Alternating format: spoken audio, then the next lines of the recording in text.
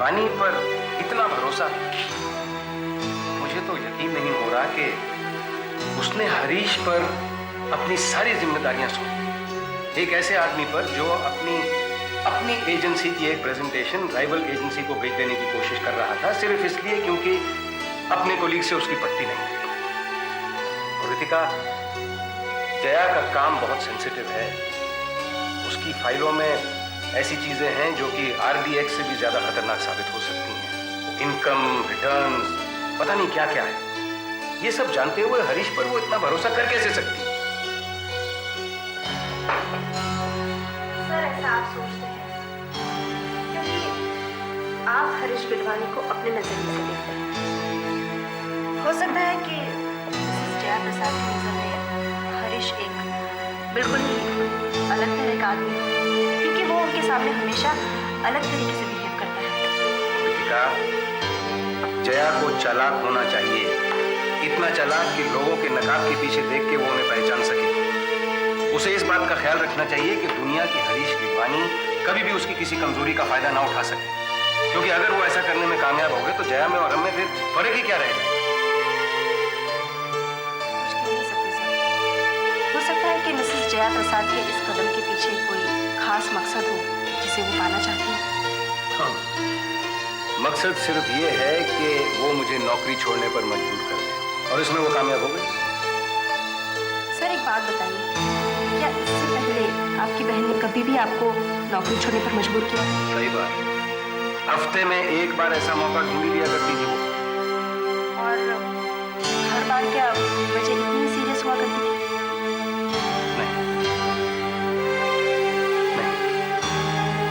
सच पूछो तो हर बार गलती मेरी ही नहीं। रितिका, मैं अपने पर्सनल प्रॉब्लम में उलझा हुआ था और उसकी वजह से मैं जाकर उससे लड़ पड़ता था और फिर इस्तीफा देने की धमकी दे दिया करता था, लेकिन वो जानती थी कि ये धमकी है। फिर कुछ दिनों के बाद मामला सुलझ जाता था। लेकिन तुम ये क्यों पूछ रही हो? सर, मैं ये सिर्फ इसलिए पूछ रही हूँ क्योंकि मुझे लगता है कि मैडम के इस कदम के पीछे मकसद वो नहीं है जो मैं या आप देख रहे हैं। सर, आपको नौकरी नहीं छोड़नी चाहिए क्योंकि इस वक्त उनको सबसे ज़्यादा आपकी ज़रूरत है। रितिका, मैं ऐसी एजेंसी में काम नहीं कर सकता जहाँ की मेरा सबॉर्डिनेट मेरा बॉस बनकर बैठा हो। सर, मैं सिर्फ इतना कहना चाहती हूँ कि आप जल्दबाजी में कुछ मत कीजिए। आप सोच समझ कर फैसला कीजिए और सिर्फ एक बात की वजह से आप नौकरी मत छोड़िए, क्योंकि यही तो हरीश गिडवानी चाहता है। सर, जल्दबाजी में हमेशा काम खराब होता है और मिसेस प्रसाद सिर्फ आपकी बॉस ही नहीं, आपकी सिस्टर भी है। आपको उन्हें एक बार बेनिफिट ऑफ डाउट देना चाहिए सर। शायद तुम ठीक कह रही हो। यू नो, तुम बिल्कुल ऐसी बातें कर रही हो जैसे मेरे डैडा किया करते। जया और मेरे बीच उन्होंने हमेशा सुलह करने वाले का रोल अदा किया, और वो हमेशा ऐसी बातें करते हैं जैसी तुम अभी कर रही हो। पर आप उनकी बात मानते हैं? फिर माननी ही पड़ती है। लेकिन मेरे साथ ये बात नहीं हो सकती। आपको जब तक यकीन ना हो जाए कि मैं जो कह रही हूँ वो सही है, तब तक ये ज़रूरी नहीं है कि आप मेरी बात मानें। तुम जो कह रही हो वो सही हो भी सकता है। ठीक है, मैं जया को बेनिफिट होता हूँ, थोड़ा और इंतजार कर लेता हूँ, देखता हूँ कि हरीश गिडवानी आखिर चाहता है।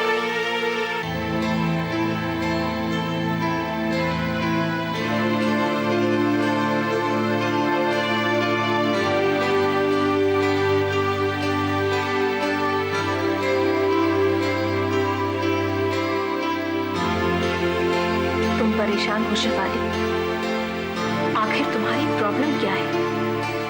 अगर खुद को बिजी रखने के लिए कुछ नहीं कर सकती तो सो जाओ। सो जाओ। नहीं सो सकती, आंखें बंद करती हूँ तो मुझे डर लगता है। काहे का डर लगता है तुम्हें शिवानी? अपने ख्यालों का, जो मुझे नजर आता है उसका। मुझे मेरे ख्याल अपनी आंखों के सामने दिखाई देते हैं। पुलिस शेखर हमारे घर से घसीट कर पुलिस स्टेशन में जाते दिखाई देते हैं। मम्मी रोती हुई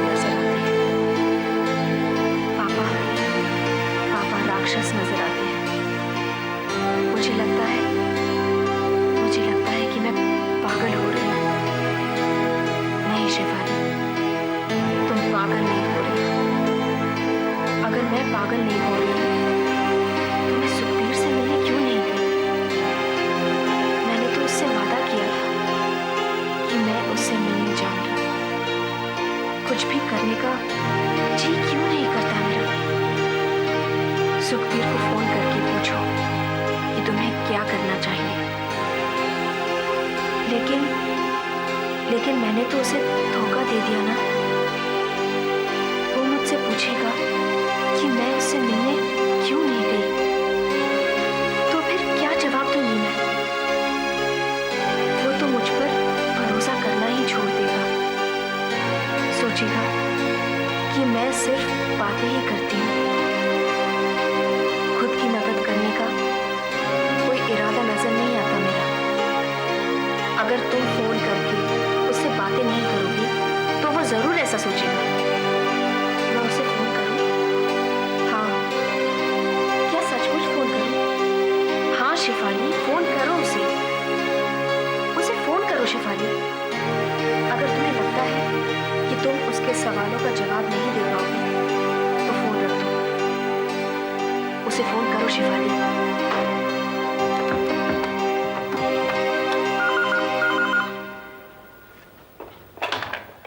हेलो। हाय शिफाली, कैसी हो तुम? मैं ठीक हूँ। आपने कैसे जान लिया कि फोन पर मैं हूँ? क्योंकि मैं तुम्हारी आवाज को अच्छी तरह से पहचानता हूँ। इतनी मीठी आवाज किसी और की हो सकती है क्या? Thank you. आप पूछेंगे नहीं कि मैं आपसे मिलने क्यों नहीं आई? देखो, अगर तुम बताना चाहती हो तो ठीक है, और अगर नहीं तो कोई बात नहीं। लेकिन आपने मेरा इंतजार तो किया होगा ना? हाँ, किया तो था, लेकिन फिर मुझे ये एहसास हुआ कि शायद तुम किसी प्रॉब्लम में फंस गई। मुझे आपको फोन करके अपॉइंटमेंट कैंसिल कर देना चाहिए था। शायद उस वक्त तुम्हें कोई वजह नहीं मिली हो और तुम्हें ये लग रहा होगा कि मुझे बुरा लग जाएगा, है ना? मुझे कैसा महसूस हुआ होगा ये आपको कैसे पता चल जाता है? क्योंकि शिफाली, मैं तुम्हें अच्छी तरह से जानता हूँ। मैं अकेली हूँ सुखबीर। तुम मेरे ऑफिस में आ जाओ शिफाली। मुझे जब भी अकेलापन महसूस होता है मैं आपके ऑफिस भागकर तो नहीं आ सकती ना? नहीं, मतलब जब भी तुम्हारा जी चाहता है तुम यहाँ आ सकती हो। मुझे ऐसा आदत नहीं बनाना चाहिए। देखो शिफाली, मैं तुम्हारे जज्बातों की कदर करता हूँ। तुम एक काम करो। क्या? जब तुम घर पे अकेली होती हो तो क्या तुम कभी म्यूजिक सुनती हो? नहीं। अच्छा, क्या तुम्हारे घर पे म्यूजिक कैसेट्स हैं? हाँ, शेखर के पास कुछ कैसेट्स हैं। वो एक्चुअली जगजीत सिंह को सुनना पसंद करते हैं। तुम्हें भी सुनना चाहिए, तुम्हें बहुत अच्छा लगेगा। आपको कैसे पता कि मुझे अच्छा लगेगा? देखो शिफाली, अगर तुम उनकी गजलें ध्यान से सुनोगी तो तुम्हें उनके अल्फाजों का मतलब समझ आएगा, और साथ ही साथ उनकी आवाज सुनकर तुम्हें बहुत सुकून मिलेगा। मैं कोशिश करूंगी। अच्छा, जब भी तुम्हारा जी चाहे तुम यहाँ आ सकती हो। हाँ, ठीक है। बाय। बाय।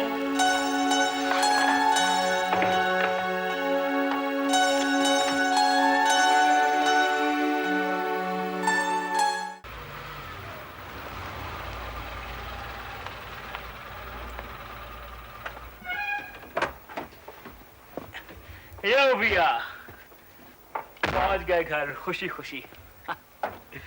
तुमसे कहा था ना मैंने, एक लंबी ड्राइव पर जाते हैं, ताजी हवा चेहरे पे लगेगी और ताजी हवा से मन साफ हो जाता है।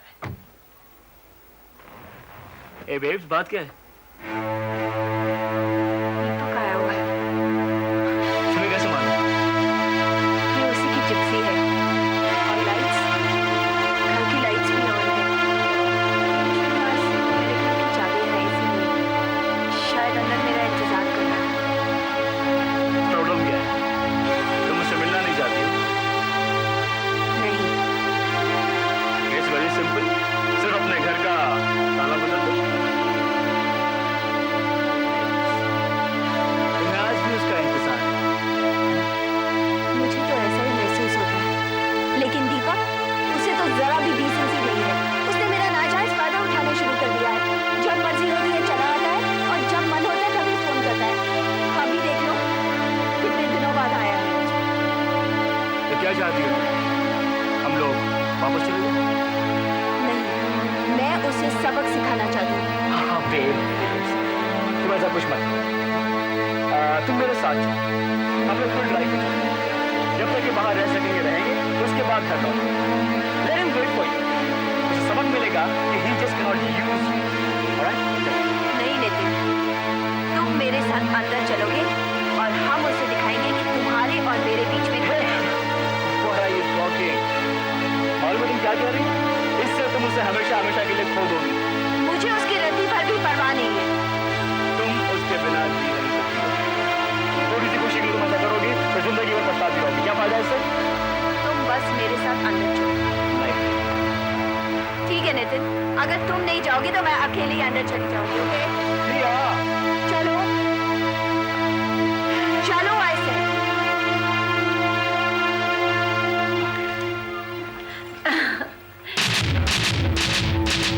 बाय नितिन,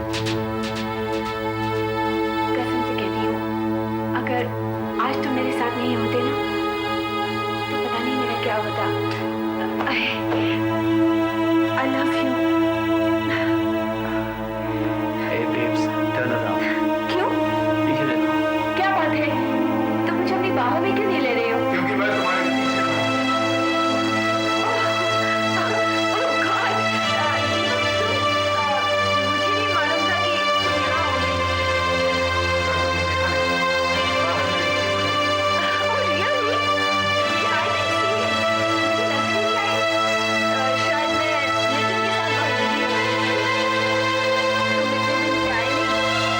मुझे लगा कि हमारे बीच में जो कुछ चल रहा था वो शायद खत्म हो गया। मेरे घर की चाबी।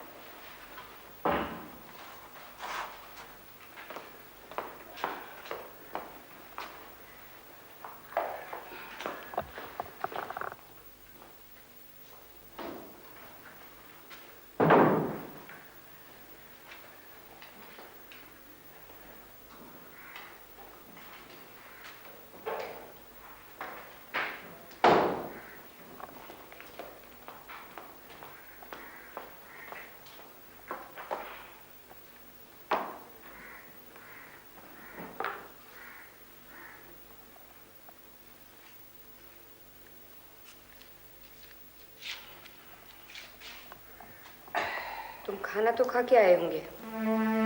हाँ। मैंने सुना जया की ऑटो में कोई प्रॉब्लम हो गई है। नहीं मानना पड़ेगा, खबरें बहुत तेजी से फैलती हैं।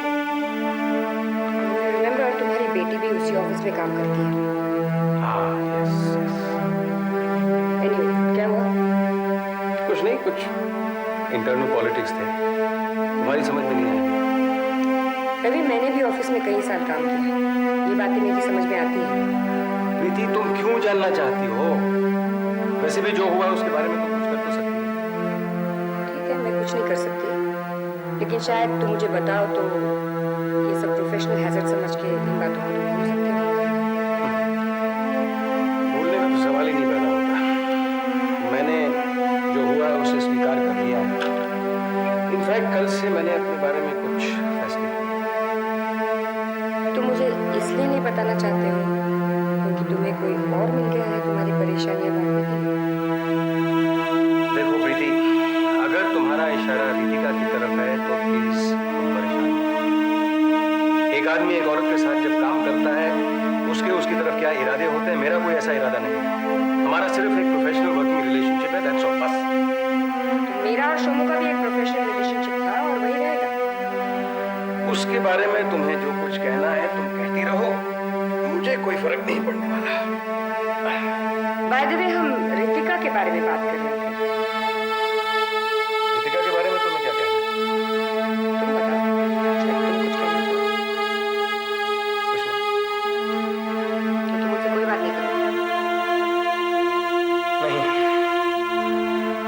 कुछ भी नहीं बताओगे मुझे?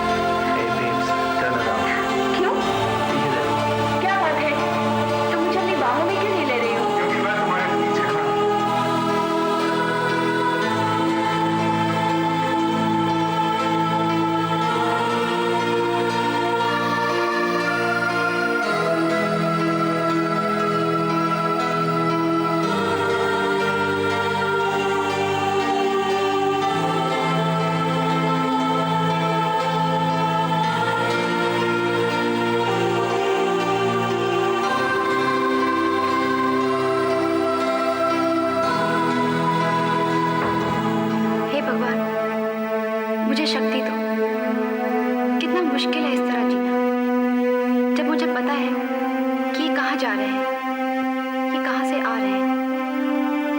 मैं इनसे बहुत प्यार करती हूँ। इन्हें अपने नजदीक लाने के लिए मैं कुछ भी कर सकती हूँ। अपनी इज्जत, मान अपमान सब कुछ भूल सकती हूँ मैं। इस तरह अपनी बेइज्जती भी करवा सकती हूँ मैं अपनी, लेकिन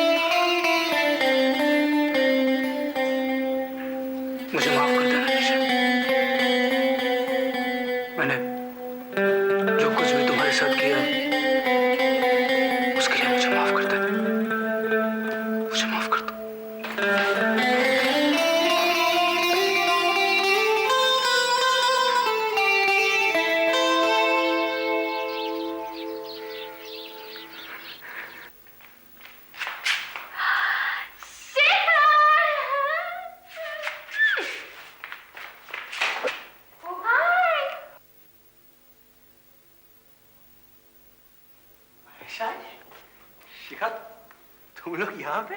एक बात बताओ, तुम्हें इससे अच्छी जगह नहीं मिली रहने के लिए? अब तुम्हें क्या बताऊं आयशा। लगता है आयशा ने जिंदगी भर जेल नहीं देखी। तुमने देखी है? हाँ, फिल्म्स में। अच्छा, बदबू भी सूंघ ली? फिल्म्स में कोई बदबू सूंघ सकता है क्या? Just shut up, okay? और आपका नाम क्या है? इरफान। ये आपको तो मालूम होगा ना ये बदबू कहाँ से आ रही है? ये बदबू बाथरूम से आ रही है। बस यहाँ के बाथरूम ऐसे ही हैं। क्यों ये लोग बाथरूम साफ नहीं करते? नहीं आयशा, सवेरे लोग आए थे यहाँ पे, लेकिन अरे लेकिन ये बदबू, तुम रहते कैसे हो यहाँ? ये लोग यहाँ रहते नहीं, ये लोग जेल में बंद हैं। तो क्या हुआ? तुम्हें तो शिकायत करनी चाहिए। और आपको तो शर्म आनी चाहिए। कितने साल से रह रहे हो आप यहाँ? 10 सालों से। लो 10 साल। 10 साल is a pretty long time, okay? और वैसे भी यहाँ तो सांस लेना भी मुश्किल है। तुम्हारे कपड़े देखो, यहाँ साबुन नहीं मिलता क्या? अरे तुम्हें तो शिकायत करनी चाहिए। मैं शिकायत करती हूँ। वैसे शिकायत करते कहाँ? काश मैं तुम्हें बता आयशा की शिकायत कहाँ करनी चाहिए। कोई बात नहीं, हम इंस्पेक्टर से जाके शिकायत करेंगे। तुम यहाँ ही रुकना, हम अभी आते हैं। अभी आयशा, शिखा, यार सुनो, क्या पागल लड़कियां हैं यार।